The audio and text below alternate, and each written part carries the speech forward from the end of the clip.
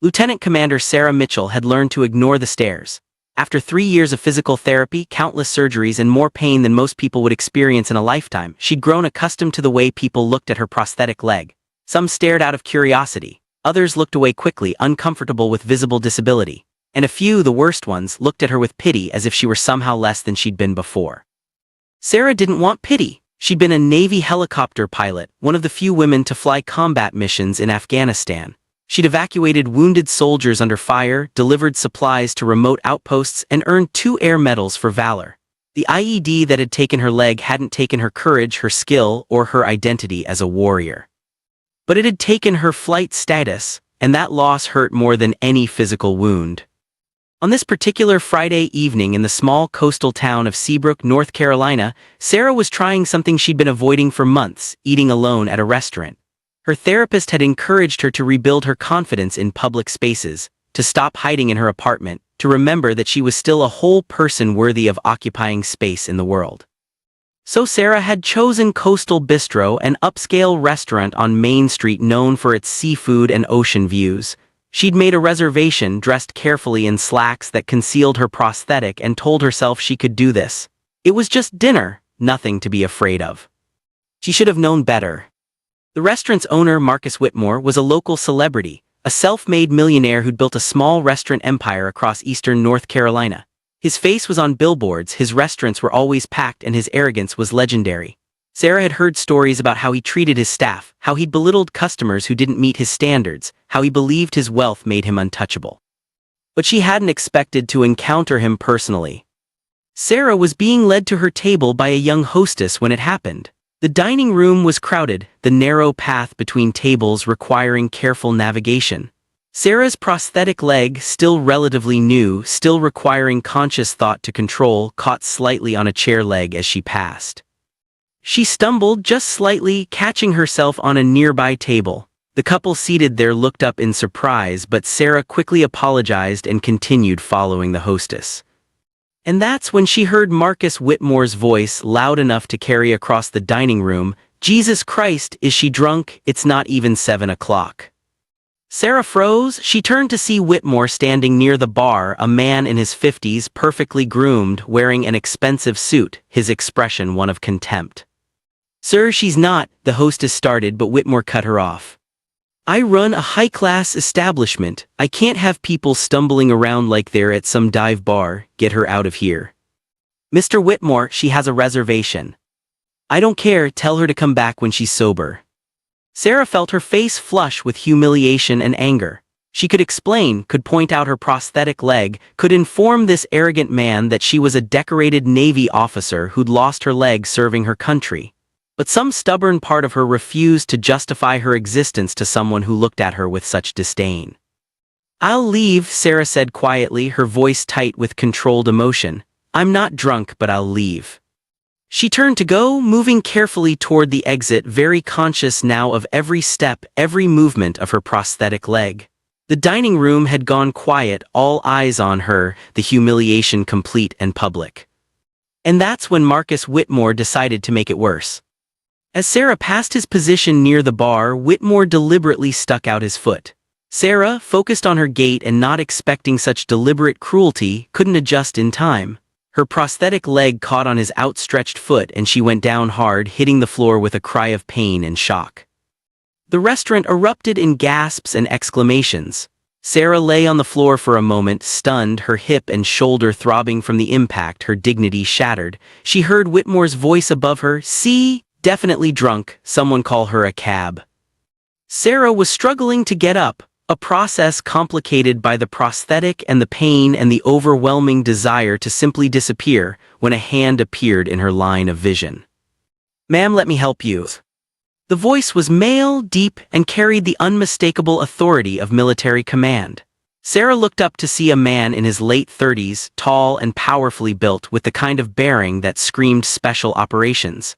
He was wearing civilian clothes, but Sarah recognized a fellow warrior immediately. Beside him stood a German shepherd, perfectly positioned, watching the scene with intelligent eyes. The dog wore a vest that read "Service Dog." "I can manage," Sarah said, though she was struggling. "I'm sure you can, but you don't have to." The man helped her to her feet with practiced ease, then retrieved her purse from where it had fallen.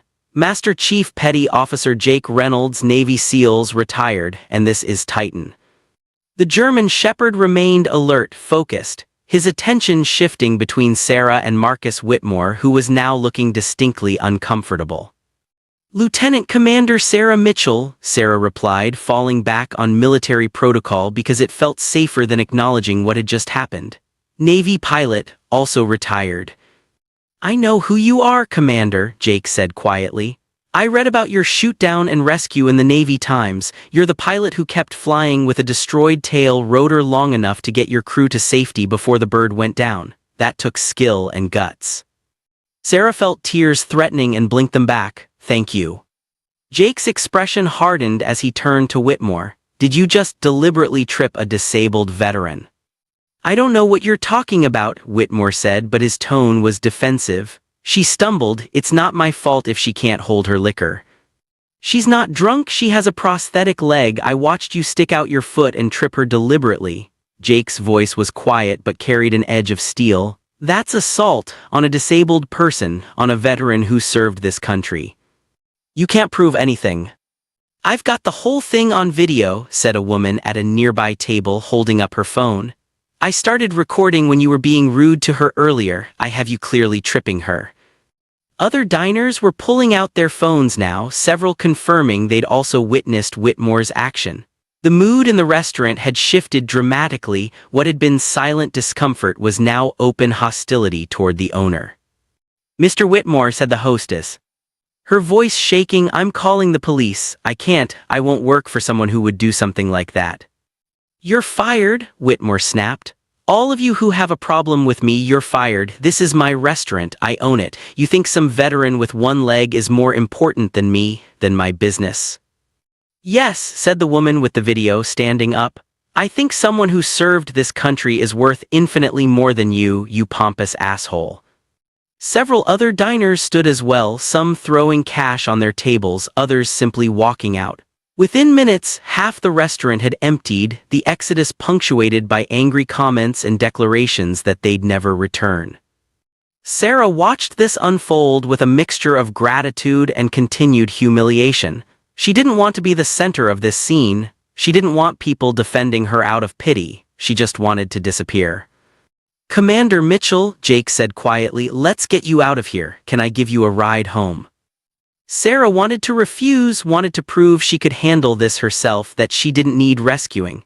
But her hip was throbbing, her hands were shaking with adrenaline, and the thought of trying to drive right now was overwhelming. "Yes," she said, "thank you." Jake guided her toward the exit, Titan staying close to Sarah's left side, positioned perfectly to provide support if she needed it. Behind them, Sarah heard sirens. Someone had actually called the police. Good, she thought, let Marcus Whitmore face some consequences for his cruelty. Outside, the cool evening air felt like relief. Sarah leaned against Jake's truck, a well-maintained Ford F-150, and took several deep breaths. "I'm sorry you had to witness that," she said.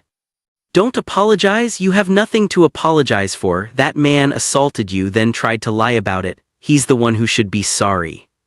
"He won't be, men like that never are."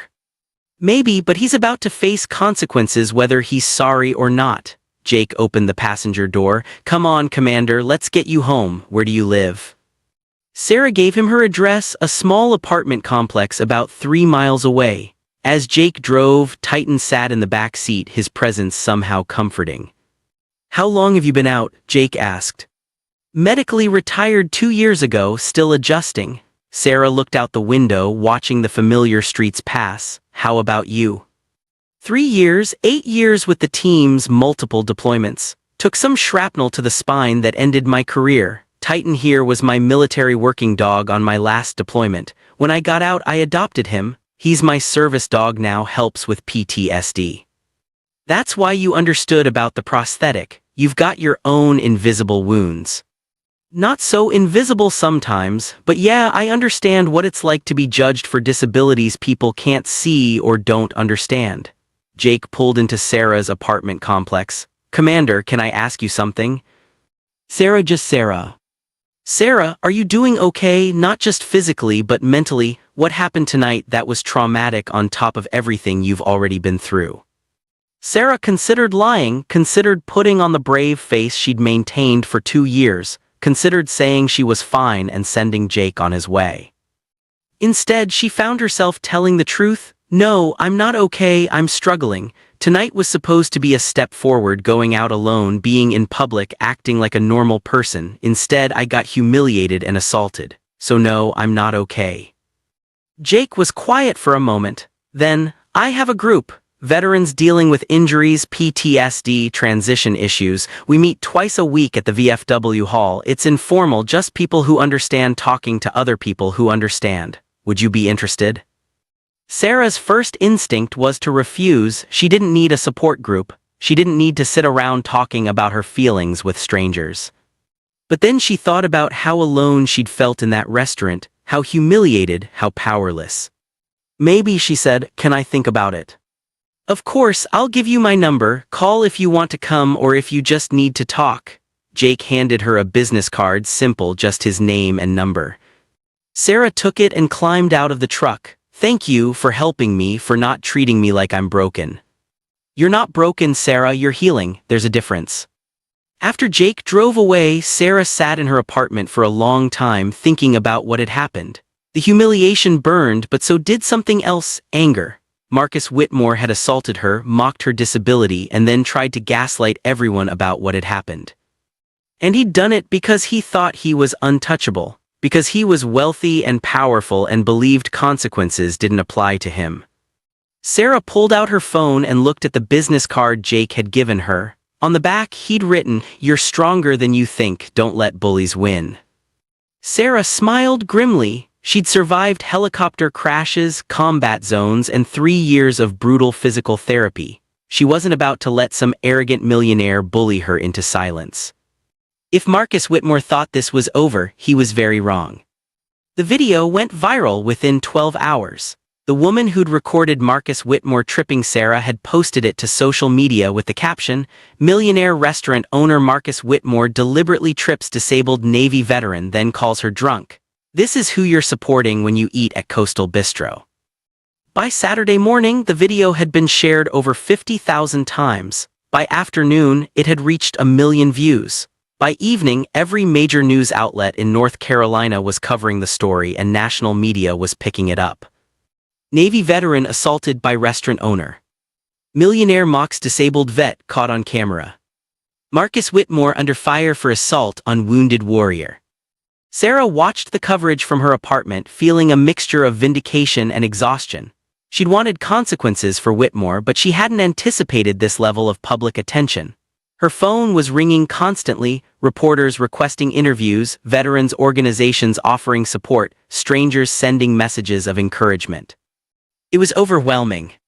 The knock on her door Saturday afternoon made Sarah jump. She wasn't expecting anyone and wasn't in the mood for visitors. But when she looked through the peephole, she saw Jake Reynolds standing there with Titan.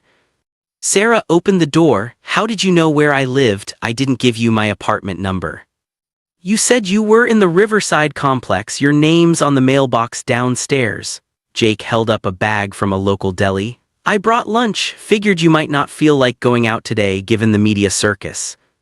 "You figured right." Sarah stepped aside to let him in. "Come in, thank you for thinking of me." Titan entered with Jake, immediately doing a sweep of the small apartment, checking corners, sniffing around, performing what Sarah recognized as security protocols from his military training. "He always does that in new spaces," Jake explained. "Old habits die hard. Once he's satisfied there's no threat, he'll settle down." Sure enough, after completing his circuit, Titan returned to Jake's side and lay down calmly. They ate lunch while watching the news coverage. Every station was running the video, discussing Marcus Whitmore's history of complaints and violations, interviewing former employees who described a pattern of abusive behavior. "He's done," Jake observed. "His reputation is destroyed. Multiple chains are pulling his franchises. The health department is investigating all his restaurants after former employees came forward with sanitation complaints. He's finished." "Good," Sarah said, but she felt no satisfaction. "Jake, can I ask you something? Why are you here? You barely know me." Jake was quiet for a moment, choosing his words carefully. "Because I know what it's like to be at your lowest point after a military career ends. I know what it's like to feel like you've lost everything that defined you, and I know what it's like to face that alone. I had people when I first got injured when I was in the hospital, but after medical retirement everyone moved on with their lives. My military friends were still serving. My civilian friends didn't understand, and eventually I stopped reaching out because I was tired of explaining my reality to people who couldn't grasp it." "So you isolated yourself?" "Yes, and it nearly killed me." Jake looked at Sarah seriously. 2 years ago I was in a very dark place. PTSD was kicking my ass, the chronic pain from my injuries was constant, and I couldn't see a future worth living. Titan saved me literally. He's trained to detect when I'm having suicidal ideation, and he intervened more than once. But what really saved me was connecting with other veterans who understood, who didn't need explanations or justifications, who'd been through similar hell and come out the other side. Jake paused. "That's why I run the group, that's why I'm here, because isolation kills warriors, connection saves them." Sarah felt tears welling up. "I've been so alone for 2 years, and I didn't even realize how alone I was until last night when you helped me and I remembered what it felt like to have someone in my corner." "You're not alone anymore. You've got me, you've got the group, you've got a whole community of people who saw that video and are ready to support you. I don't want to be the victim everyone rallies around." "You're not a victim, you're a survivor who got assaulted. There's a difference. And Sarah, you get to decide what comes next. You can let this define you, or you can use it as a catalyst for something positive." Before Sarah could respond, her phone rang. She looked at the screen and her heart sank. "It's my father, I should take this." Jake nodded and stepped into the kitchen with Titan, giving Sarah privacy. Sarah answered the call with trepidation. "Hi, Dad." "Sarah, I just saw the news. Are you okay? Why didn't you call me?" Her father's voice was concerned but tinged with the disappointment that had colored most of their conversations since her injury. "I'm fine, Dad. It was just an incident at a restaurant, nothing I couldn't handle." "It didn't look like nothing. You were on the ground. That man assaulted you." There was a pause. "Sarah, maybe it's time you moved back home. Your mother and I could take care of you, help you with." "I don't need taking care of," Sarah interrupted, her voice sharper than she intended. "I'm managing fine." "Are you? Because from where I'm sitting it looks like you're struggling. Living alone in a small apartment, apparently going to restaurants by yourself, getting into confrontations." "I didn't get into a confrontation. I was assaulted by someone who saw my disability and decided I didn't deserve basic human respect." "I know, sweetheart, I'm not blaming you. I'm just saying that maybe independent living isn't realistic for you right now, with your limitations." Sarah closed her eyes, fighting back tears and anger. Her father meant well, she knew that. But his well-meaning concern felt like suffocation, like he'd decided she was helpless and needed to be managed rather than supported. "Dad, I have to go. I'll call you later." "Sarah, wait." She hung up and sat there for a moment, hands shaking. This was the real wound that no surgery could fix, the loss of identity, the way people looked at her and saw only disability, only limitation, only someone who needed protection rather than someone capable of protecting herself. Jake returned from the kitchen, Titan at his side. He didn't say anything, just sat down beside Sarah and waited. "My father thinks I should move back home," Sarah finally said. "Because clearly I can't handle living independently, because getting assaulted proves I'm not capable of taking care of myself." "That's not what it proves that Marcus Whitmore is an asshole who assaults people, nothing more. Try telling that to everyone who looks at me and sees someone who needs saving." Sarah wiped her eyes angrily. "I was a Navy pilot. I flew combat missions, I saved lives, and now I'm the poor disabled veteran who can't even have dinner at a restaurant without becoming a victim."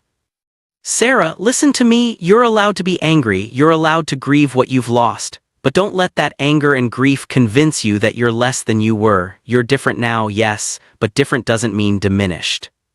Doesn't it? I can't fly anymore, can't serve, can't do the one thing I was trained for, the one thing I was good at. So you find a new thing, you adapt, you become someone new without erasing who you were." Jake pulled out his phone and showed Sarah a photo. This is me 5 years ago, right before I took shrapnel to the spine. The photo showed a younger Jake in full tactical gear, grinning at the camera, every inch the confident warrior.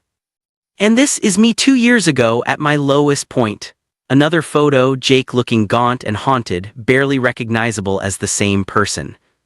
And this is me now. Jake turned the phone so Sarah could see his reflection in the screen. Still scarred, still dealing with pain and PTSD, but functional, happy, even living a life worth living.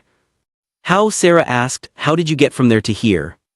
I stopped fighting against what I'd become and started building something new. I let people help me. I found purpose outside of military service. And I learned that being a warrior isn't about what you do, it's about who you are. I'm still a warrior, just fighting different battles now. Sarah wanted to believe him. Wanted to believe that she could rebuild her life, find new purpose, become someone beyond the disabled veteran. But the weight of 2 years of struggle and loss felt crushing. I don't know if I can do that, Sarah admitted. You don't have to know yet, you just have to not give up. Jake stood. Come to the group meeting Monday night, 7 p.m. at the VFW hall, just come once. If you hate it, you never have to come back, but give it a chance. After Jake left, Sarah sat with Titan for a few minutes. The German Shepherd had stayed behind, Jake explaining that sometimes Titan knew when someone needed a service dog's presence more than he did, and that he'd pick him up later. Titan rested his head on Sarah's knee and she stroked his fur, finding the repetitive motion soothing. The dog's calm presence was grounding in a way she hadn't expected. You're a good boy, Sarah murmured. Your person is pretty special too. Titan's tail thumped once in agreement. Monday evening, Sarah almost didn't go to the meeting. She stood in her apartment, keys in hand, telling herself she didn't need this. She could handle her problems alone. But Jake's words kept echoing in her mind. Isolation kills warriors, connection saves them. Sarah drove to the VFW hall, her stomach tight with anxiety. She almost turned around 3 times, but something kept her moving forward, maybe curiosity, maybe desperation, maybe just the memory of how good it had felt to have someone understand without her having to explain. The VFW hall was a modest building in downtown Seabrook, well-maintained but clearly decades old.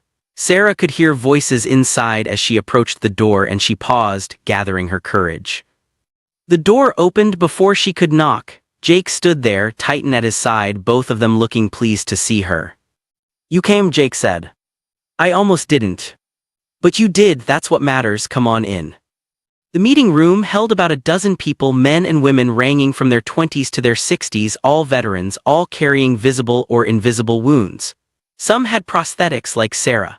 Others showed no outward signs of injury but had the look Sarah recognized, the 1,000-yard stare, the hypervigilance, the weight of things seen and done. Everyone, this is Sarah Mitchell, Jake said. Navy pilot, combat veteran, Purple Heart recipient, she's joining us tonight. Welcome, Sarah, said an older woman with a missing arm. I'm Margaret, Army medic, Iraq War, grab a seat, we're just getting started. For the next 2 hours, Sarah listened to stories that resonated in ways civilian conversations never had. A Marine who'd lost both legs to an IED but had learned to rock climb with prosthetics. An Army Ranger dealing with traumatic brain injury who'd found purpose training service dogs. A Navy corpsman whose PTSD had cost him his marriage but who'd rebuilt his life through art therapy. Each story was different, but they all shared common threads: loss, struggle, adaptation, and ultimately, finding ways to live meaningful lives beyond military service. When it was Sarah's turn to speak, she hesitated, but the expectant, understanding faces around the circle gave her courage. I'm Sarah. I flew helicopters in Afghanistan. I loved flying, loved everything about it. The adrenaline, the skill required, the knowledge that I was making a difference. And then an IED took my leg and with it my flight status, my career, my identity. I've spent 2 years angry and lost. Angry at the Taliban for planting that IED. Angry at the Navy for medically retiring me. Angry at my body for not healing better. Angry at everyone who looks at me and sees only my disability. Sarah's voice cracked. Friday night, a restaurant owner deliberately tripped me and called me drunk because he saw my prosthetic and decided I was less than human. And part of me believed him. Part of me thought maybe he was right, maybe I am broken and helpless and shouldn't be out in public. But you know what the worst part is? That wasn't the injury that hurt most. The worst part was my father calling afterward to suggest I move back home, because clearly I can't handle independence. The worst part was realizing that even the people who love me see me as someone who needs protecting rather than someone capable of protecting herself. Sarah wiped her eyes. I don't know how to be this person. I don't know how to build a life when everything I defined myself by is gone, and I'm scared that this is all there is, just surviving day to day, nothing more. The room was quiet for a moment. Then Margaret spoke. Sarah, everything you're feeling, we've all felt it, that loss of identity, that anger, that fear that this is all there is. You're not alone in that. But here's what I've learned, Margaret continued. You're not the same person you were before. You can't be. Trauma changes us, but that doesn't mean you're less. It means you're different, and different can be powerful if you let it. A young Marine named Carlos added, when I lost my legs, I thought my life was over. I couldn't be a Marine anymore, couldn't do the job I loved. But then I started working with veteran suicide prevention. Now I talk to active duty Marines who are struggling, and I use my experience to help them see that injury isn't the end. I'm still serving, just differently. What you did Friday night, said David, an Army veteran with PTSD, standing up to that millionaire even after he humiliated you, that took courage. You didn't hide, you didn't back down, you showed up even though it was hard. That's warrior behavior, Sarah. Jake spoke last. You asked me how I got from my lowest point to where I am now. Here's the truth, I'm still figuring it out. Every day is different. Some days are good, some days are hard. But I keep showing up, keep connecting with people who understand, keep finding small purposes that add up to a life worth living. You don't have to have it all figured out tonight, Sarah. You just have to not give up. And you have to let people help you the way you'd help them if the situation were reversed. After the meeting, several veterans approached Sarah with contact information, offers to meet for coffee, invitations to other veteran events. The sense of connection, of being understood, was overwhelming in the best possible way. Jake walked Sarah to her car. How do you feel? Less alone, Sarah admitted. Still lost, still angry, but less alone. That's a start. And Sarah, that video of Whitmore tripping you, it sparked a national conversation about how disabled veterans are treated. You've accidentally become an advocate just by standing up for yourself. I didn't want to be an advocate, I just wanted dinner. I know, but sometimes advocacy chooses us rather than the other way around. You can choose what to do with this platform, ignore it, embrace it, whatever feels right. But you've got a voice now if you want to use it. Sarah thought about this as she drove home. She'd spent 2 years hiding, trying to be invisible, avoiding situations where her disability might be noticed or judged. And where had that gotten her? Isolated, depressed, barely functional. Maybe Jake was right. Maybe it was time to stop hiding and start figuring out who Sarah Mitchell could be beyond her flight status and her injury. It was terrifying, but also, for the first time in 2 years, it felt like possibility. The fallout from Marcus Whitmore's assault continued to escalate.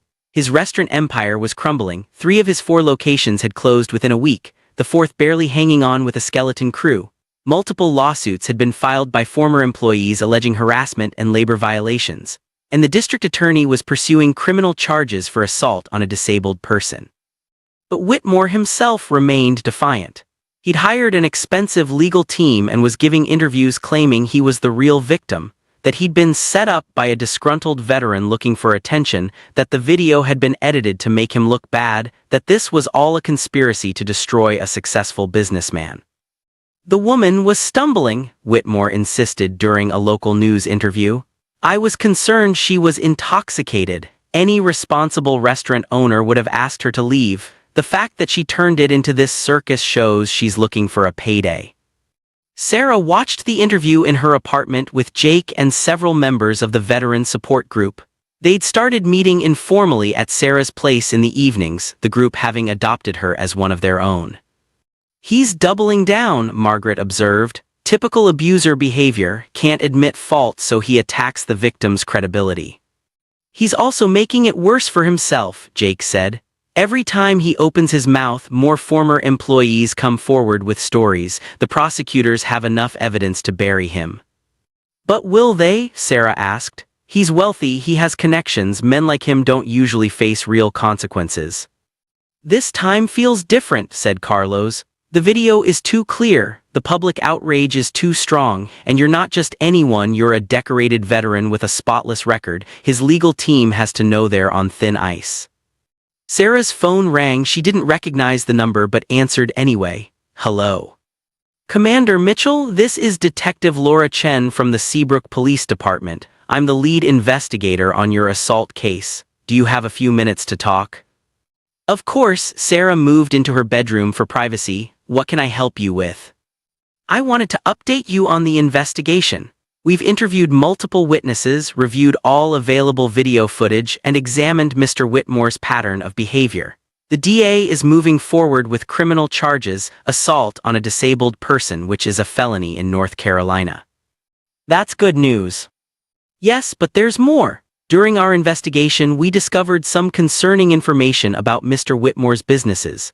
Specifically, we found evidence of financial fraud, tax evasion, money laundering through his restaurants, fraudulent insurance claims. We've referred this to the FBI and IRS for federal investigation. Sarah felt a chill run down her spine. He's not just an abusive employer, he's a criminal. It appears so, and Commander, we also found something else, something I thought you should know about directly. Detective Chen paused. Do you know a woman named Lieutenant Jessica Ramirez? The name hit Sarah like a physical blow. Jess, yes, I know her. We served together in Afghanistan. She was one of my closest friends. Why? Because she filed a complaint against Marcus Whitmore 18 months ago. She alleged that he assaulted her at one of his restaurants, made derogatory comments about her military service, and then had his staff forcibly remove her from the premises.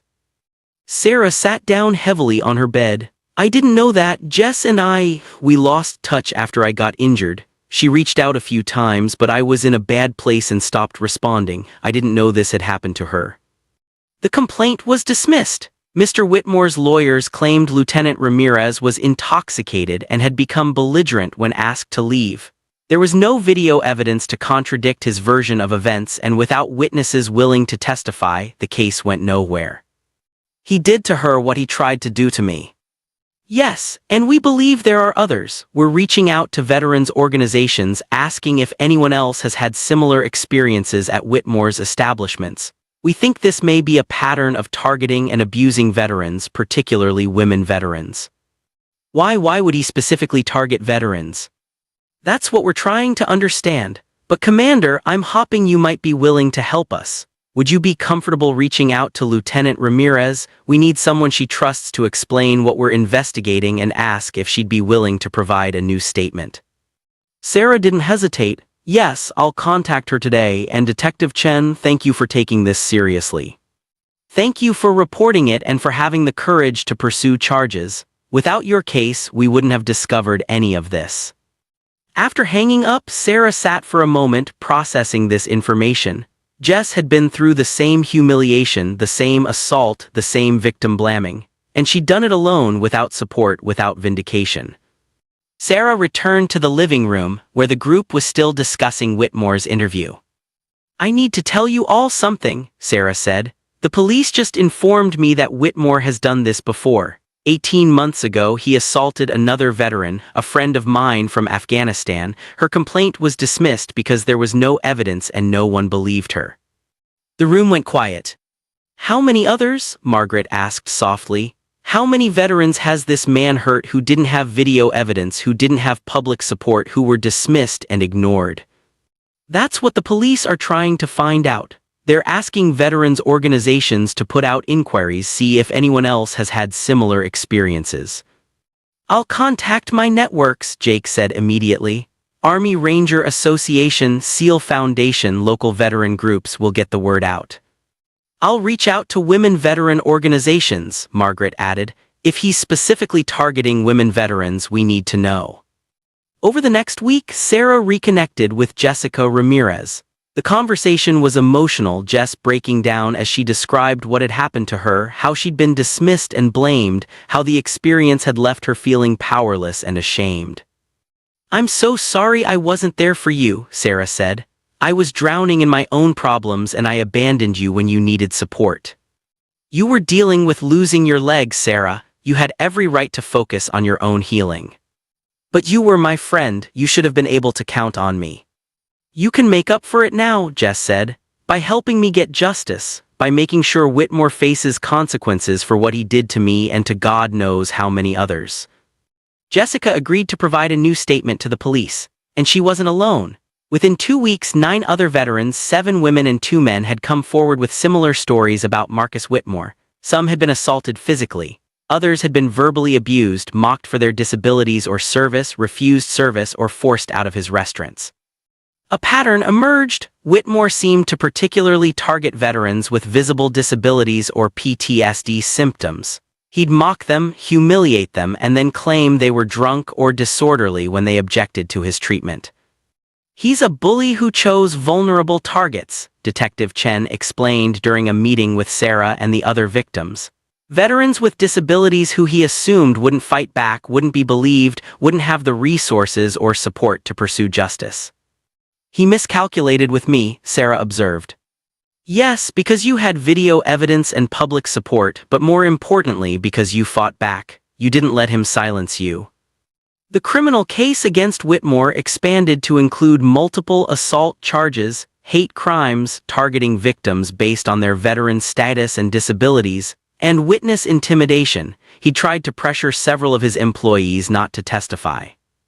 The federal investigation uncovered massive financial fraud. Whitmore had been evading taxes for years, laundering money through his restaurants and filing fraudulent insurance claims. He was looking at potential federal prison time on top of the state charges. But something was still bothering Sarah. Why veterans?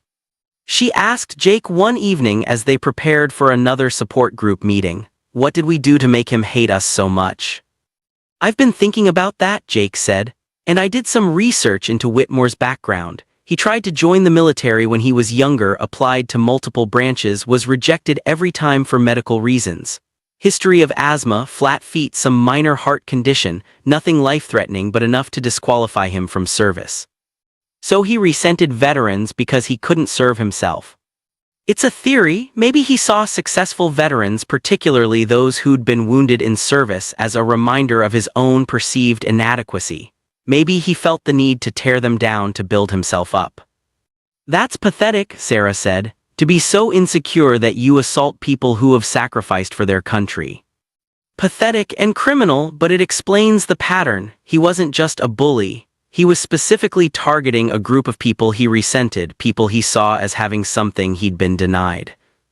That evening's support group meeting had a different energy. All of Whitmore's veteran victims had been invited and most had attended. The room was fuller than usual, the stories being shared heavier and more painful. But there was also something else, solidarity. These veterans had been isolated in their trauma, each believing they were alone in what had happened to them. Now they were together, realizing they were part of a larger pattern, that they weren't crazy or oversensitive or wrong to feel violated by Whitmore's actions. He tried to break us, Jessica said during her turn to speak. He targeted us because he thought veterans with disabilities were easy targets, vulnerable, ashamed, unlikely to fight back. But we're not broken, Sarah added. We're warriors. We've survived combat, injuries, PTSD, and everything else this life has thrown at us. One privileged bully with a god complex was never going to destroy us. We need to make this count, said another victim, a Marine named Derek who walked with a cane from a leg injury. We need to make sure everyone knows what Whitmore did so he can't do it to anyone else. And we need to make sure other establishments know they can't treat veterans this way without consequences. I agree, Margaret said, but how? We've got the criminal case, but what else can we do? Jake had been quiet during most of the meeting, but now he spoke up. We go public, all of us together. We hold a press conference, share our stories, show that this wasn't isolated incidents but a systematic pattern of abuse. We put faces and names to what Whitmore did. And we make it impossible for him to spin this as anything other than what it is, hate crimes against veterans. The publicity could be intense, Detective Chen warned. She'd been attending some of the meetings to keep the victims updated on the investigation. Once you go public, you'll be in the spotlight, media attention, social media scrutiny, all of it. We can handle it, Sarah said, looking around the room at the other veterans. We've handled worse, and this time we're not alone, we're together. The press conference was scheduled for the following week. In the meantime, Sarah continued working with Detective Chen and the prosecutors, providing detailed statements, helping coordinate with the other victims, ensuring the case against Whitmore was as strong as possible. And in her spare time, Sarah started flying again. Not helicopters, her prosthetic made operating rudder pedals impossible, and Navy regulations were clear about flight status. But Jake had introduced her to a local flight school that offered instruction in light aircraft modified for pilots with disabilities. Hand controls for everything, no foot pedals required. It wasn't combat flying, it wasn't medevac missions or troop transport, but it was flying. And the first time Sarah took the controls and felt the aircraft respond, felt herself climbing into the sky again, she cried tears of joy and relief. "How does it feel?" asked her flight instructor, a retired Air Force pilot named Tom who'd lost his left hand in a training accident decades ago. "Like coming home," Sarah replied, "like remembering who I am." "You never stopped being a pilot, Sarah, you just had to find a new way to fly." That evening, Sarah called her father for the first time since their difficult conversation after the assault. "Dad, it's Sarah, I need to tell you something." "Sarah, honey, I'm so glad you called, I've been worried." "I know, and I understand why you suggested I move home. You were scared for me and you wanted to protect me, but Dad, I don't need protecting, I need supporting, there's a difference." Sarah took a breath. "I've been struggling badly. For 2 years I've been lost and angry and convinced I was broken, but I'm not broken, I'm healing, and I'm finding my way back to being someone I recognize. I went flying today in an aircraft modified for disabled pilots, and Dad, it was amazing. I'm not going to be a Navy pilot again, but I can still fly. I can still do the thing I love, just differently. I'm applying to work as a flight instructor, teaching other disabled veterans how to fly, helping them discover that their injuries don't have to mean the end of their dreams, just the evolution of them." Her father was quiet for a long moment. Then, "I'm proud of you, Sarah. I'm sorry I made you feel like I thought you were helpless. That was never my intention." "I know, Dad, but I need you to see me as capable, not as someone who needs constant protection. Can you do that?" "I'll try. It's hard, you're my daughter and seeing you hurt breaks my heart. But you're right, you've always been strong. I need to trust that strength instead of trying to shield you from everything." "Thank you, that's all I'm asking for." After hanging up, Sarah felt lighter than she had in months. She was still dealing with PTSD, still adjusting to her prosthetic, still grieving her lost Navy career. But she was also building something new, a community of people who understood her, a potential new career, and a sense of purpose that had been missing for too long. The press conference was in 3 days, the trial would follow. And whatever came after, Sarah knew she'd face it with courage and the support of people who believed in her. Marcus Whitmore had tried to break her. Instead, he'd inadvertently given her a reason to fight back, to stand up, to find her voice again. And that was going to be his biggest mistake. The press conference was held in the parking lot of the now-closed Coastal Bistro, the location chosen deliberately to remind everyone where this had started. 11 veterans stood together in front of a wall of cameras and reporters, their presence a unified statement against the abuse they'd endured. Sarah stood at the center, with Jake and Titan on her right and Jessica on her left. Margaret, Carlos, Derek, and the other victims flanked them, all wearing their military uniforms or veteran organization shirts, their service visible and undeniable.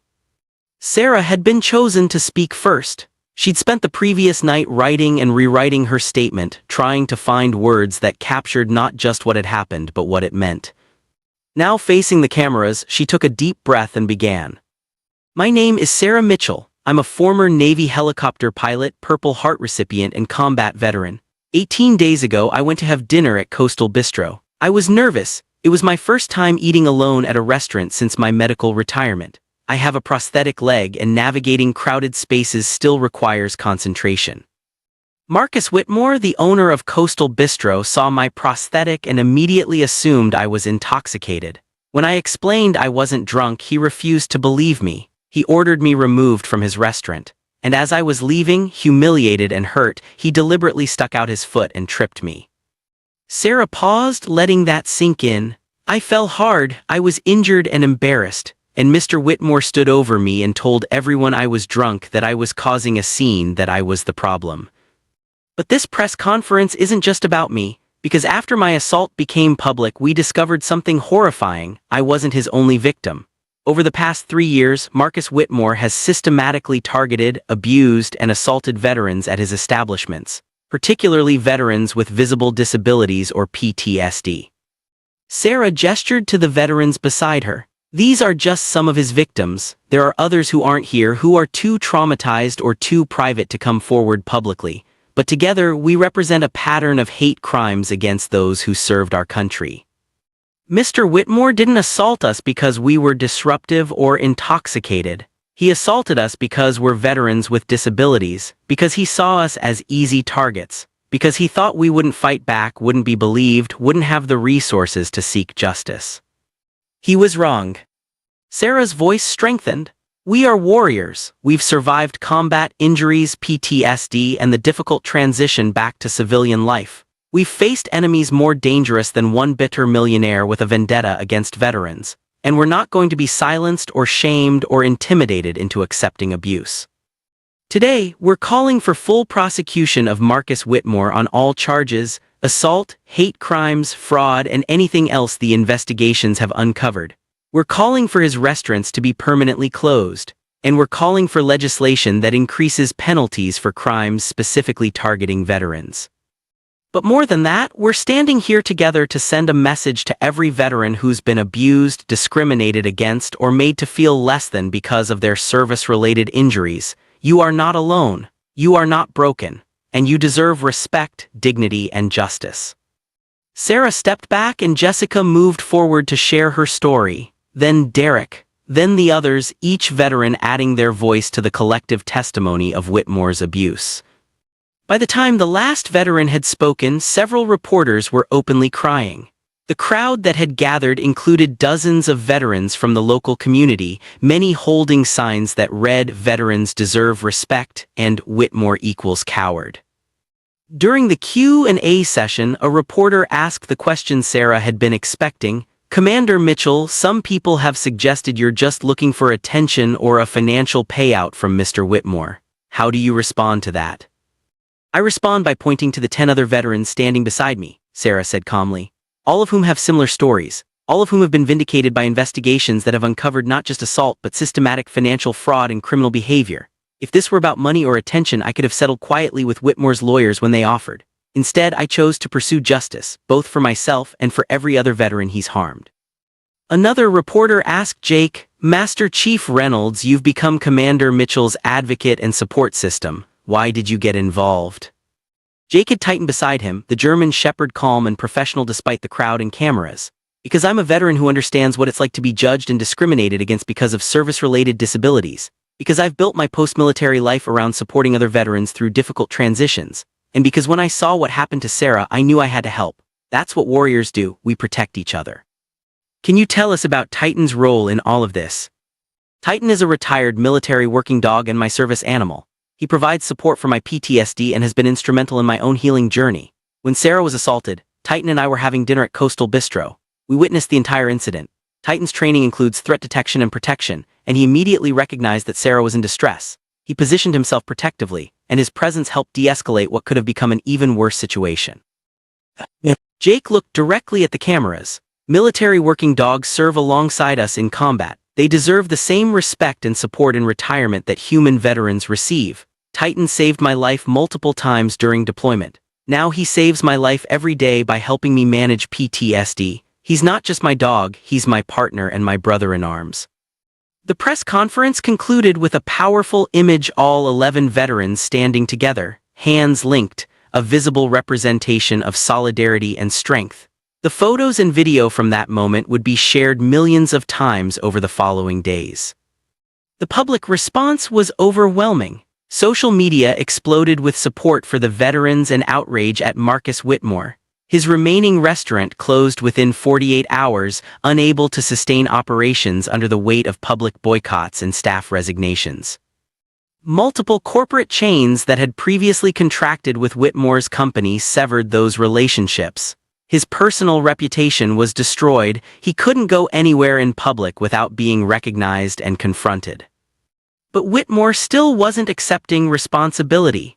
His lawyers filed a motion to dismiss all charges, arguing that the veterans were engaged in a coordinated smear campaign against a successful businessman. The motion was denied. The judge, a Vietnam veteran herself, issued a scathing rebuke from the bench. "Mr. Whitmore, you are accused of systematically targeting and abusing veterans. The evidence against you is substantial and comes from multiple independent sources. Your attempt to paint yourself as the victim is offensive and will not be tolerated in my courtroom. These charges will proceed to trial." The trial was scheduled for 6 weeks later. In the meantime, the FBI investigation into Whitmore's financial crimes concluded, resulting in federal indictments for tax evasion, money laundering, wire fraud, and multiple other charges. If convicted on all counts, Whitmore was looking at decades in federal prison. Sarah spent those 6 weeks preparing for trial, working with prosecutors and continuing to build her new life. She'd been hired as a flight instructor at the Adaptive Aviation Program, teaching disabled veterans how to fly modified aircraft. Her first student was a Marine who'd lost both legs to an IED, a young man who'd been told he'd never fly again, but who was now learning to operate hand controls and rediscover his love of aviation. "You're giving these veterans their dreams back," Jake told Sarah one evening as they watched the sunset from his back porch. Titan was lying between them, content and calm. "I'm giving them what someone gave me, hope that disability doesn't mean the end of everything, just the beginning of something different." "That's powerful, Sarah, that's purpose." "It feels good. For the first time since my injury, I feel like I'm not just surviving, I'm actually living, building something meaningful." Jake smiled. "You know what Titan's been telling me. Dogs don't talk, Jake. They communicate, and Titan's been very clear that he thinks you need your own service dog. Someone to help with PTSD management, provide grounding during flashbacks, be a constant supportive presence." Sarah looked at Titan, who was watching her with those intelligent eyes. "I've thought about it, but I don't know if I'm ready for that level of commitment." "It's not just commitment, it's partnership. It's having someone who understands you without words, who's trained to detect and respond to your needs, who provides unconditional support." Jake paused. "There's a retired military working dog named Shadow who's looking for a home. Belgian Malinois, 8 years old, served 3 deployments. He's been evaluated and approved for service dog placement with veterans. I think you two would be a good match." "How do you know all this?" "Because I'm on the board of the organization that places retired MWDs with veterans. And because I've been hoping you'd be open to meeting Shadow. He's special, Sarah, smart, loyal, and he's been through his own trauma. You'd understand each other." Sarah considered this. She'd been managing her PTSD alone for 2 years, relying on therapy and medication and sheer willpower. The idea of having a partner, a trained service animal who could help her navigate the difficult moments, it was appealing in a way she hadn't expected. "Okay," Sarah said, "I'll meet him." The meeting was arranged for the following weekend at a facility that specialized in training and placing service dogs. Sarah was nervous as she walked in, unsure what to expect. Shadow was waiting in a training room with his handler, a woman named Lisa who'd been working with retired MWDs for over a decade. The dog was beautiful, black and tan, lean and muscular, with alert eyes that tracked Sarah as she entered. "Shadow, this is Sarah," Lisa said. "Sarah, meet Shadow." The dog approached slowly, calmly, and sat in front of Sarah, waiting. Sarah knelt down to his level and Shadow leaned forward, sniffing her carefully, assessing her.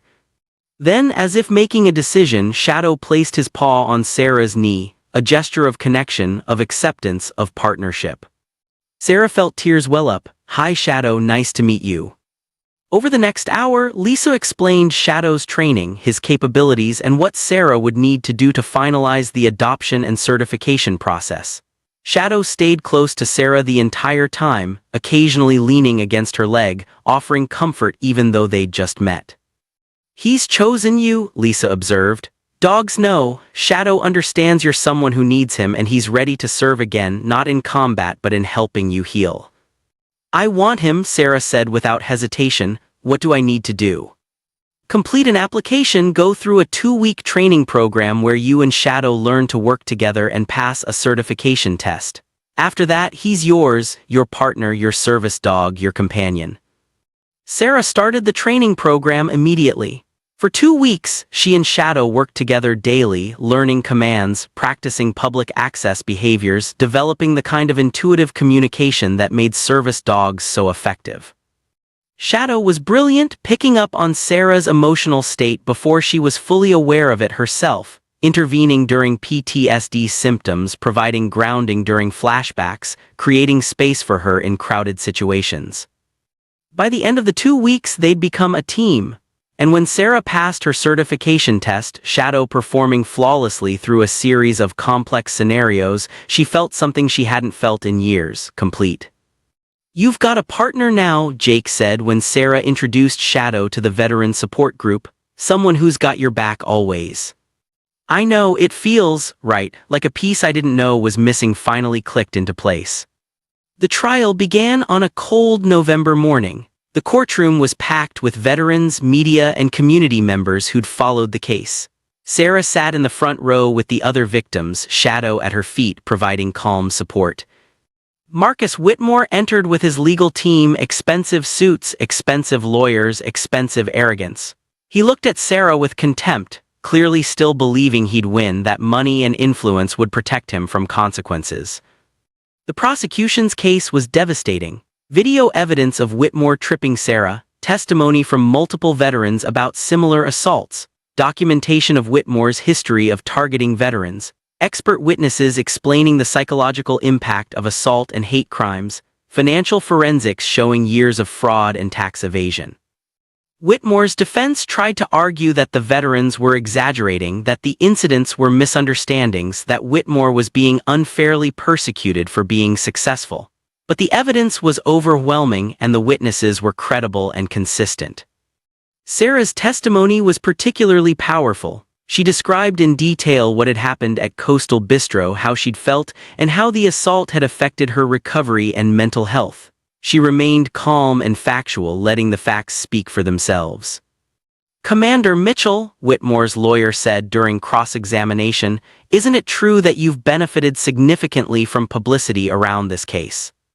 You've been interviewed by national media, you've gained a platform, you've even gotten a new job. Haven't you profited from accusing my client?" "I've gained a community of support and discovered a new purpose," Sarah replied evenly. "But I lost my dinner that night, my sense of safety, and months of peace of mind. If you're suggesting that was a fair trade, you're mistaken. But you can't deny that your profile has risen." "My profile rose because your client assaulted me and someone happened to capture it on video. I didn't seek publicity, I sought justice. There's a difference." When Jake was called to testify, he provided clear, detailed observations of what he'd witnessed, his military background lending credibility to his account. Titan's role in the incident was also documented, his protective positioning, his trained response to Sarah's distress, his behavior as a working service dog. "Master Chief Reynolds," the prosecutor asked, "in your professional military opinion, was Commander Mitchell intoxicated when you observed her at Coastal Bistro?" "Absolutely not. She was sober, coherent, and moving with the careful gait common to people learning to use prosthetics. I recognized it immediately because I work with disabled veterans regularly. Her behavior was consistent with someone navigating a new disability, not with someone under the influence of alcohol." "And when you saw Mr. Whitmore trip her, what was your reaction?" "Disbelief followed by anger. I've served in combat zones, witnessed violence and cruelty. But seeing a successful businessman deliberately trip a disabled veteran in his own restaurant was one of the most cowardly things I've ever witnessed." The trial lasted 2 weeks. The jury deliberated for less than 4 hours before returning with guilty verdicts on all counts, multiple counts of assault, hate crimes against veterans, witness intimidation, and criminal conspiracy. When the verdict was read, Whitmore's face went white. His lawyers immediately filed for appeal, but the judge denied bail pending sentencing, ordering Whitmore remanded to custody. "Mr. Whitmore," the judge said, "you systematically targeted and abused veterans, people who sacrificed for this country, who served with honor, who deserved respect and gratitude. Instead, you saw their disabilities and their service as opportunities to exercise cruelty. You betrayed the worst impulses of humanity, and you did it for no reason other than your own inadequacy and resentment." This court finds you guilty on all counts. You will remain in custody until sentencing, which is scheduled for 3 weeks from today. And Mr. Whitmore, I suggest you use that time to reflect on the harm you've caused and the consequences you now face." As Whitmore was led away in handcuffs, the courtroom erupted in applause, a breach of courtroom decorum that the judge allowed for a few seconds before gaveling for order. Outside the courthouse, Sarah and the other veterans held an impromptu celebration. They'd done it. They'd stood up to a bully, pursued justice, and won. "How do you feel?" Jake asked Sarah. "Vindicated, relieved, grateful." Sarah looked at Shadow, who was sitting calmly beside her despite the crowd and noise. "And ready to move forward. This was important, but it's not the end of my story, it's just one chapter." "What's the next chapter?" "Building a life, teaching veterans to fly, working with Shadow, connecting with this community of warriors who understand me, living, not just surviving." "That's a good chapter," Jake said with a smile. 3 weeks later, Marcus Whitmore was sentenced to 12 years in state prison on the assault and hate crime charges. The federal charges were still pending, with prosecutors seeking an additional 15 years for fraud and tax evasion. In total, Whitmore was looking at spending most of the rest of his life in prison. His wealth had been seized to pay restitution to his victims and back taxes to the government. His restaurants were permanently closed, and his reputation was destroyed beyond any possibility of recovery. Justice, Sarah thought, had been served. But the real victory wasn't Whitmore's punishment, it was what had been built in the aftermath of his crimes. The veteran support group had expanded, now meeting 3 times a week and serving over 50 veterans in the Seabrook area. A new law had been passed in North Carolina increasing penalties for crimes targeting veterans and requiring businesses to undergo disability awareness training. And a national organization had been founded to support veterans who experience discrimination or assault, providing legal assistance, counseling, and advocacy. Sarah had found her purpose, teaching disabled veterans to fly, showing them that their injuries didn't have to mean the end of their dreams. She worked with Shadow daily, the dog providing support and companionship and reminding her that partnership could heal wounds that medicine alone couldn't touch. And she'd reconnected with the military community she'd thought she'd lost, building friendships and found family among people who understood her experiences and challenges. 6 months after the trial, Sarah stood in front of her flight students, 5 veterans, all with various disabilities, all learning to fly adapted aircraft. Shadow lay calmly in the corner of the classroom, his presence a reminder that support came in many forms. "Before we go up today," Sarah said, "I want to share something with you. When I lost my leg, I thought I'd lost everything that defined me. I was a pilot and suddenly I couldn't fly. I was a Navy officer and suddenly I was medically retired. I was a warrior and suddenly I felt helpless and broken. I spent 2 years believing I was less than I used to be, that my disability made me incomplete, that the best parts of my life were behind me. And then something happened that forced me to choose stay in that dark place or fight my way back to the light. Someone assaulted me because he saw my disability and decided I was less than human, and in that moment I had to decide who I was going to be, victim or warrior. I chose warrior, not by being violent or seeking revenge, but by standing up for myself, by refusing to accept abuse, by finding people who understood and supported me. And by learning that being a warrior isn't about what your body can do, it's about your spirit, your courage, your refusal to give up." Sarah gestured to her students. "All of you are warriors, you've served, you've sacrificed, you've survived injuries that would have broken less resilient people. And now you're here learning to fly, proving that disability doesn't mean the end of dreams, just the transformation of them. Today, we're going to take to the sky. We're going to do something people told us was impossible. We're going to fly, and we're going to remember that we're not limited by what we've lost, we're defined by what we do with what we still have." As her students prepared for their flights, Sarah felt Shadow lean against her leg, offering his quiet support. She reached down to stroke his head, grateful for his presence, for Jake's friendship, for the community she'd found, for the purpose she'd rediscovered. Marcus Whitmore had tried to break her. Instead, he'd inadvertently reminded her of her own strength, forced her to find her voice, and given her a platform to help other veterans find their own paths to healing. That was the real victory, not his punishment but her transformation, not his downfall but her rise. Sarah Mitchell had learned to fly again, not just aircraft, but through life with courage, purpose, and the support of warriors who understood that true strength wasn't the absence of wounds, but the refusal to let those wounds define you. And that was a lesson worth sharing with every veteran who'd forgotten their own power. 1 year after Marcus Whitmore's conviction, Sarah stood on a stage at the National Veterans Memorial in Washington, D.C., preparing to give a speech she'd never imagined she'd be asked to deliver. Behind her stood Jake and Titan, along with dozens of veterans from the Seabrook Support Group.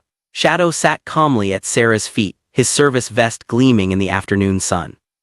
The occasion was the signing of the Veterans Protection Act, federal legislation that increased penalties for crimes targeting veterans, mandated disability awareness training for businesses, and created a national database to track patterns of discrimination and assault against service members and veterans. The bill had been nicknamed Sarah's Law by the media, though Sarah had pushed back against that designation. This wasn't about her, it was about every veteran who'd been targeted, discriminated against, or assaulted because of their service or their injuries. But her name had become synonymous with the cause, and she'd learned to accept the platform that had been thrust upon her, using it to advocate for changes that would protect others. Sarah looked out at the crowd, thousands of veterans, their families, advocates, and supporters who'd gathered for the ceremony. She saw faces she recognized, the other victims from the Whitmore case, veterans from her flight instruction program, members of the support group that had saved her life by giving her community when she'd been drowning in isolation. And she saw new faces, veterans who'd been inspired by her story to come forward with their own experiences of discrimination, who'd found courage in her courage, who'd learned that standing up to injustice was possible even when it felt impossible. The Secretary of Veterans Affairs introduced her, recounting her military service, her injury, and her journey from victim to advocate. Sarah barely heard the words, focused instead on the speech she'd prepared, the message she needed to deliver. When her turn came, Sarah approached the microphone, Shadow moving with her in perfect synchronization, Jake and Titan standing strong in the background. "Thank you for that introduction," Sarah began, her voice steady despite her nerves. "And thank you to everyone who's here today to witness the signing of the Veterans Protection Act. This legislation represents the culmination of work by countless advocates, legislators, and veterans who refuse to accept that discrimination and assault against those who serve should be tolerated. I'm honored to be here, but I want to be clear about something. I'm not a hero. I'm a veteran who was assaulted and who had the privilege of video evidence, public support, and resources to pursue justice. Most veterans who experience discrimination don't have those advantages. They suffer in silence, blame themselves, or are dismissed and ignored when they speak up." Sarah's voice strengthened. "1 year ago, I was at my lowest point. I'd lost my military career, my identity as a pilot, and my sense of purpose. I was isolated, depressed, and convinced I was broken beyond repair. And then a man named Marcus Whitmore deliberately tripped me in his restaurant and mocked my disability. In that moment, I had a choice: accept his treatment as somehow deserved or stand up and demand better. I chose to stand up, and that choice changed everything. But I couldn't have done it alone. I had a witness, Master Chief Jake Reynolds, a fellow veteran who understood what had happened and refused to let it be swept away. I had a community, the veteran support group that Jake runs, full of warriors who'd walked similar paths and could guide me through my darkest moments. And I had public support, strangers who saw the video of my assault and said, "This is not okay." That support gave me strength, and that strength led to justice not just for me but for the 10 other veterans who came forward with their own stories of being targeted by Marcus Whitmore. Together, we exposed a pattern of hate crimes. Together, we held a powerful man accountable. Together, we proved that veterans don't have to accept abuse silently. Sarah paused, emotion threatening to overwhelm her. Shadow pressed against her leg, providing grounding, and she took a breath before continuing. The Veterans Protection Act is important because it establishes that crimes against veterans will be prosecuted aggressively and punished appropriately. But legislation alone won't solve the deeper problem: the attitudes and prejudices that lead people to see veterans with disabilities as less than, as easy targets, as people whose service doesn't deserve respect. Real change requires cultural transformation. It requires civilians understanding that veterans sacrifice in ways that leave lasting scars, some visible, some invisible. It requires businesses creating genuinely inclusive environments rather than just meeting minimum legal requirements. And it requires veterans themselves standing up for each other, refusing to let any of us be isolated or abused. Over the past year, I've had the privilege of working with disabled veterans who are learning to fly. I teach them to operate adapted aircraft, to navigate the sky despite injuries that others said would ground them forever. And every time one of my students takes their first solo flight, I'm reminded of what's possible when we refuse to accept limitations others try to impose on us. These veterans, my students, are living proof that disability doesn't mean the end of dreams. It means adaptation, creativity, and the discovery of new paths to old passions. They inspire me every day with their courage, their determination, and their refusal to be defined by their wounds. Sarah looked directly into the cameras. To every veteran watching this who's been discriminated against, assaulted, or made to feel less than because of service-related injuries, you are not alone, you are not broken, and you deserve respect, dignity, and justice. Stand up for yourselves, speak out when you're mistreated, connect with other veterans who understand, and know that there's an entire community ready to support you.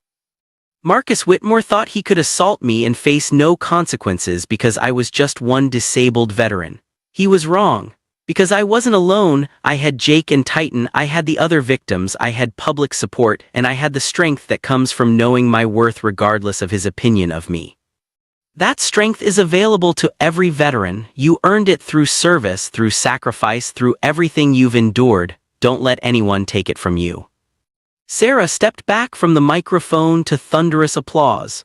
The president approached to shake her hand, thanking her for her advocacy and her service. Then the formal signing ceremony began, with multiple legislators and advocates adding their signatures to the Veterans Protection Act. As Sarah watched the signing, Shadow at her feet and Jake beside her, she thought about the journey that had brought her to this moment. A year ago, she'd been lying on the floor of a restaurant, humiliated and hurt, convinced she was helpless. Now she stood at the nation's capital, having helped pass federal legislation that would protect countless veterans, having built a meaningful career teaching others to fly, having found purpose and community in ways she'd never imagined. The transformation hadn't been easy. There had been setbacks, hard days, moments when the PTSD and grief threatened to overwhelm her, but Shadow had been there to ground her. Jake and the support group had been there to remind her she wasn't alone, and her students had been there to show her that helping others heal was its own form of healing. After the ceremony, Sarah was surrounded by media requesting interviews, veterans thanking her for her advocacy, and strangers asking for photos and autographs. It was overwhelming, but Shadow kept her grounded, his calm presence a reminder that she was safe, supported, and capable. Jake and Titan ran interference, helping Sarah navigate the crowd, ensuring she wasn't overwhelmed. They'd become more than friends over the past year. They were family, bound by shared experience and mutual support. "How are you holding up?" Jake asked during a brief respite. "Good, tired but good. This is a lot." "You're handling it well." Titan says he's proud of you. Jake smiled. "I'm proud of you too. You've come a long way from that night at Coastal Bistro." "We both have. You've been instrumental in this, Jake. None of it would have happened without you. I just showed up when you needed someone. You did the hard work, standing up, speaking out, building something meaningful from your pain." That evening, there was a private reception for the veterans who'd been involved in the Whitmore case and the advocacy work that followed. All 10 of the original victims were there, along with dozens of other veterans who'd been inspired to come forward with their own stories of discrimination after seeing Sarah's case. Jessica Ramirez approached Sarah with tears in her eyes. "Thank you," Jess said simply, "for having the courage I didn't have when Whitmore assaulted me, for creating a space where I could finally tell my story, for showing me that silence wasn't the only option." "You had the courage all along," Sarah replied. "You just needed someone to believe you and support you. I'm glad I could be that person, even if I wish I'd been there for you sooner. You're here now, that's what matters." Margaret, the Army medic who'd been one of Sarah's first connections in the support group, raised a glass. "I want to propose a toast to Sarah Mitchell, who turned her worst moment into a movement, who showed us all that warriors don't stop serving just because they leave the military, and who proved that standing up to bullies is always worth it, no matter how powerful they seem. To Sarah." The room echoed with the toast, and Sarah felt emotion overwhelming her. These veterans, her community, her found family, had carried her through the darkest period of her life. They'd believed in her when she couldn't believe in herself. They'd stood beside her when she'd felt alone. And now they were celebrating not just her victory, but their collective triumph over the forces that tried to diminish, dismiss, and destroy veterans who'd sacrificed so much. "I want to say something," Sarah said once the room quieted. "This past year has taught me that trauma can either isolate us or connect us. When I was assaulted, my first instinct was to hide, to be ashamed, to accept that I was somehow less than I'd been before my injury. But Jake showed me a different path: connection instead of isolation, community instead of shame, purpose instead of despair. He invited me to the support group, introduced me to all of you, and reminded me that warriors take care of each other."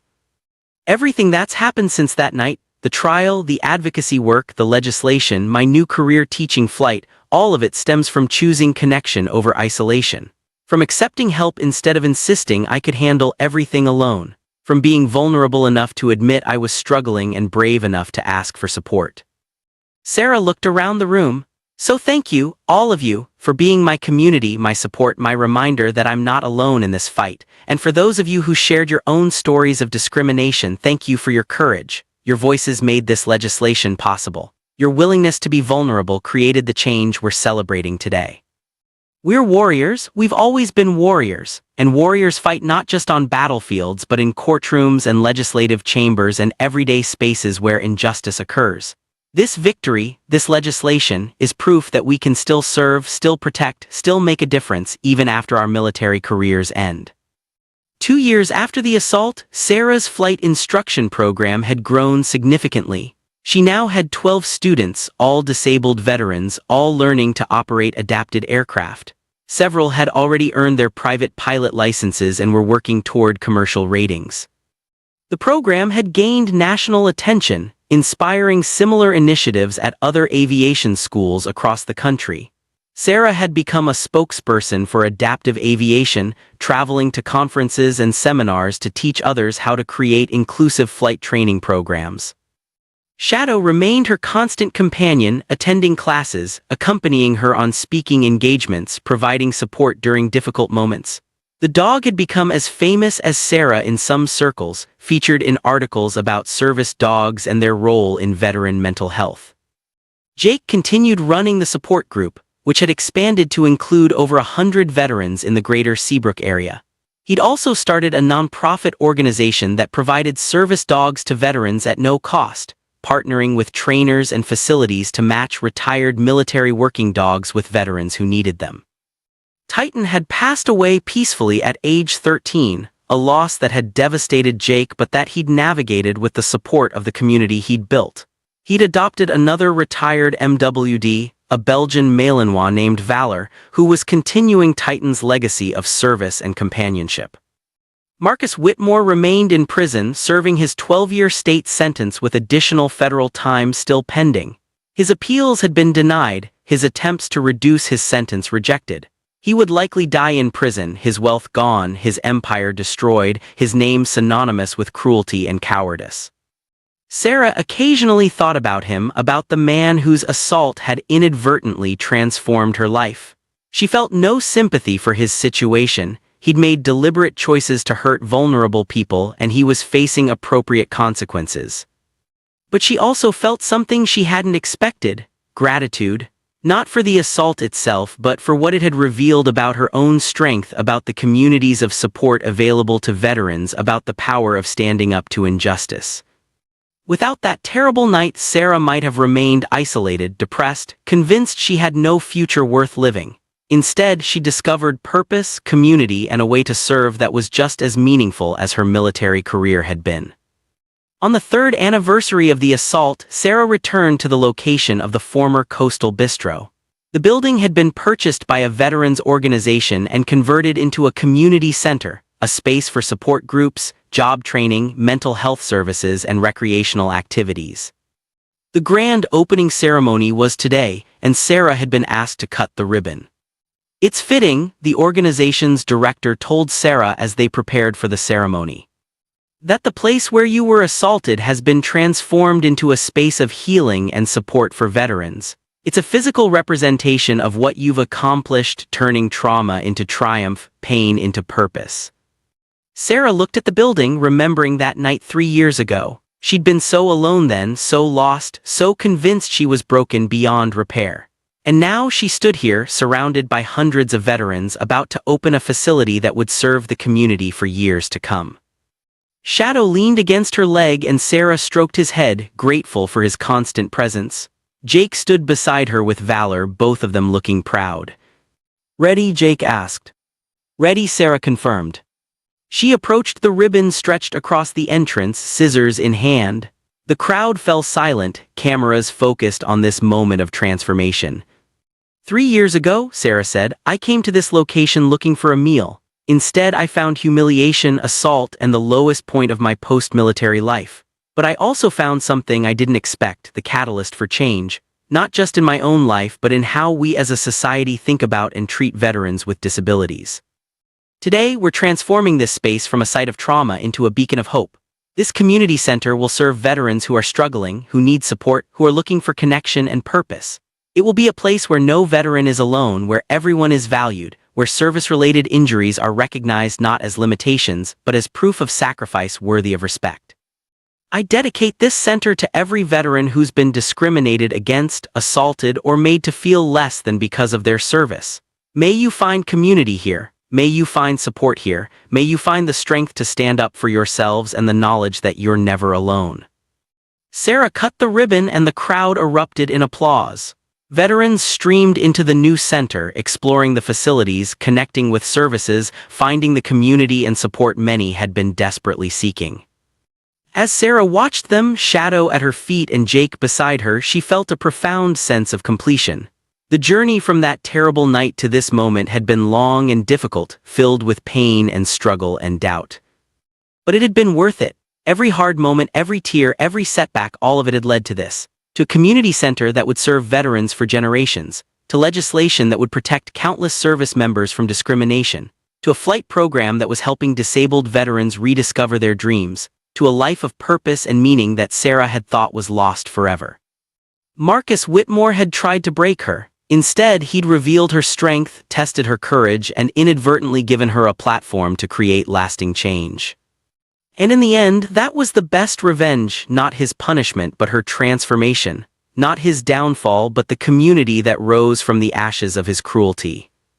Sarah Mitchell had learned to fly again, not just in adapted aircraft but in life. She'd soared above the limitations others tried to impose, navigated through storms of trauma and grief, and found a way to help others do the same.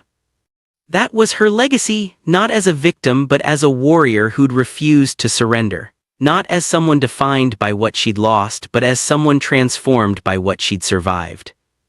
And as Sarah watched veterans entering the new community center, some walking, some using wheelchairs or prosthetics, all carrying the weight of service and sacrifice, she knew that this was just the beginning.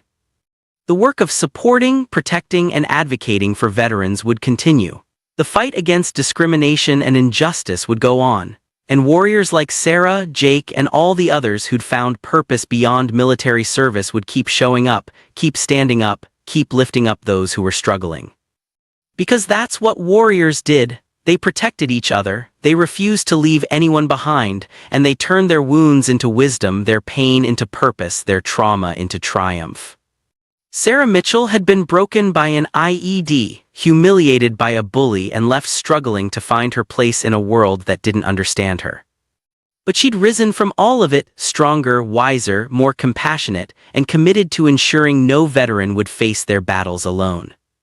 That was the real story, not the assault but the aftermath, not the falling but the rising, not the breaking but the becoming. And that story, her story, would inspire veterans for generations to come.